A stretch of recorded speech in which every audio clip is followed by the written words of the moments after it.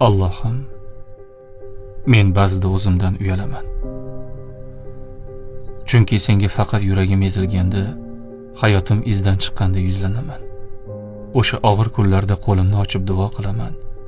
Ko'zim yoshlanib yordam so'rayman. Ammo quvonchdachi, yutuqdachi, yaxshi kunlarimda seni unutib qo'yaman. Go'yoki bu yaxshi hayotni o'zim qurib qo'ygandek yashayman.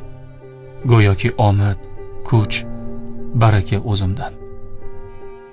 Ammo biroz qoqilsam, qalbim ezilsa, yana senga qaytaman. Yana duo, yana iltijo, yana kechirim so'rab. Va har safar sen meni kechirasan.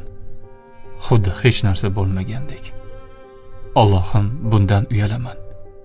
Yaxshi kunlarda seni unutib, faqat yomon kunda izlashdan uyalaman.